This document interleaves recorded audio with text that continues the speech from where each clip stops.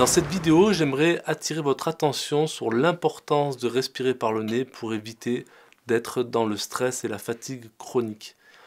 Parce qu'effectivement, en respirant par la bouche, il va se passer quelque chose, c'est qu'on va être dans un débit respiratoire plus rapide. Et donc en fait, il se passe quelque chose au niveau du cerveau, ce qu'on appelle le seuil de tolérance au CO2, qui fait qu'il y a un besoin de couplage entre l'oxygène et le CO2. Et si notre seuil de tolérance au CO2 est faible, il va falloir que, même si je prends une grande inspiration, je vais avoir très peu d'oxygène qui va pouvoir être combiné, qui va pouvoir être transformé en ATP, en énergie, etc. Donc, il va falloir que j'augmente mon seuil de tolérance au CO2. Comment je vais faire? Première chose à faire, c'est respirer par le nez. Tout simplement, arrêter de respirer par la bouche, fermer la bouche et inspirer, expirer par le nez. C'est ce qui va ralentir le processus de rythme respiratoire dans un premier temps et permettre justement de retrouver plus d'énergie, c'est-à-dire que mon corps va être capable d'utiliser l'oxygène que j'inspire en énergie avec moins d'effort, c'est-à-dire que ce que je vais inspirer, j'aurai besoin de moins d'oxygène et j'aurai plus d'énergie finalement, parce que j'aurai un meilleur rendement, je serai dans une capacité à digérer et à transformer l'oxygène en énergie. Et pour cela, il va falloir simplement déjà commencer par respirer par le nez, déjà dans la vie du quotidien.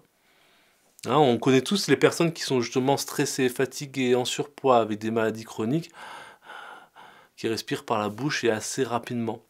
Donc ça maintient un schéma respiratoire de stress.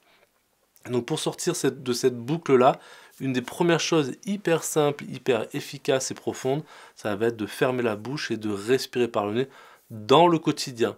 Et pour aller encore plus loin, pour recharger encore davantage les batteries, décupler votre vitalité et vous départir vraiment du stress, je vous invite à vous intéresser à la marche énergétique qui va être justement de marcher selon deux principes de la médecine traditionnelle chinoise. Et justement, une des clés à l'intérieur, ça va être de respirer que par le nez. Dès que je fais un effort, que ce soit en marchant par exemple, dans la marche, si je suis obligé d'ouvrir la bouche pour respirer, ça veut dire que je vais trop vite dans ma marche. Il va falloir que je ralentisse mon rythme de la marche pour justement être en phase avec ma capacité de l'instant. Mais grâce à la marche énergétique, vous allez pouvoir décupler, vous allez pouvoir aller marcher plus vite, plus loin, plus longtemps, justement en vous ressourçant en énergie. Et donc c'est ça qui est intéressant, c'est justement de faire une pratique en ayant conscience et en ayant les outils pour justement faire le plein d'énergie et relâcher le stress dans le corps. Donc je vous invite à cliquer autour de cette vidéo pour trouver toutes les informations disponibles.